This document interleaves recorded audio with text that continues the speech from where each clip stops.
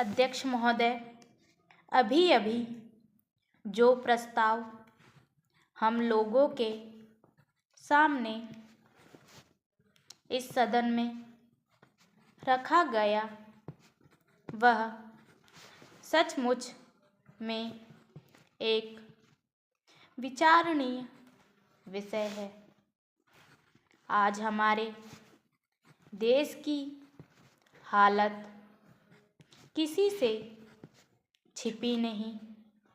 हर आदमी जानता है कि देश के कई भागों में वर्षा नहीं हुई। इसके कारण देश के कई हिस्सों में, जिनमें कि बिहार प्रमुख है, अकाल जैसी स्थिति पैदा हो गई है। चाहे हम इस बात से कितना भी इनकार क्यों ना करें कि अभी तक भूख से किसी आदमी की मृत्यु नहीं हुई है, लेकिन यह बिल्कुल ठीक है कि अब ऐसी स्थिति होने में कोई कसर नहीं रह गई है। आप यह समझ लीजिए कि किसी दिन भी आपको ऐसा अवसर मिल सकता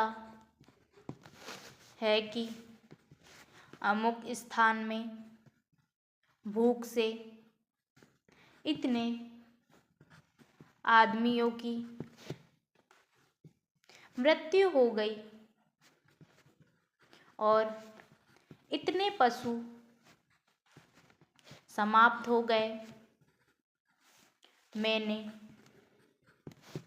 स्वयं इन इलाकों का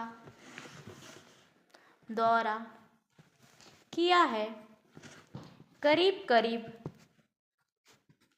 हर गांव और कस्बे को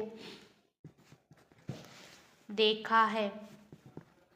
मैं जहाँ भी गया हूँ वहीं एक जैसी दुख भरी कहानी सुनने को मिली। हर ग्रामवासी के मुंह पर एक ही शिकायत है कि इस साल हमारा क्या होगा। उनके पास अनाज का भंडार समाप्त हो गया है। पशुओं के चारे की व्यवस्था नहीं है और सरकार द्वारा कोई उचित प्रबंध अभी तक नहीं हुआ। बेशक सस्ते गल्ले की बहुत सारी दुकानें खोलकर सरकार ने इस दिशा में एक सराहनीय कदम उठाया है, किंतु यह दुकानें अभी बहुत कम संख्या में हैं और गांवों से बहुत दूर दूर भी है। इन दुकानों की दूरी और भी इसलिए अखरती है क्योंकि आजकल पानी न होने से ग्रामवासी किसी और मेहनत मजदूरी की तलाश में लगे रहते हैं। ऐसे समय यदि उन्हें अनाज प्राप्त करने के लिए अपने गाँव से मीलों दूर जाना पड़े और उनके आने जाने में ही पूरा दिन समाप्त हो जाए तो फिर आप ही बताएं वे बेचारे क्या करें।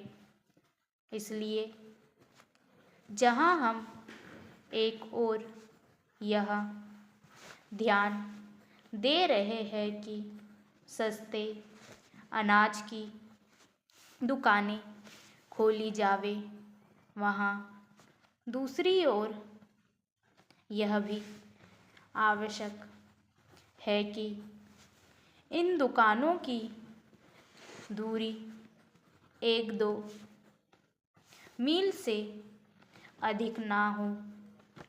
भले ही इसके लिए हमें कुछ अधिक दुकानें खोलनी पड़े, यह एक बहुत ही आवश्यक बात है और हमें इसका ध्यान रखना चाहिए। ऐसा करने से हो सकता है कि कुछ अधिक खर्च भी हो, लेकिन ऐसा ना करने से काम ना चलेगा। स्टॉप।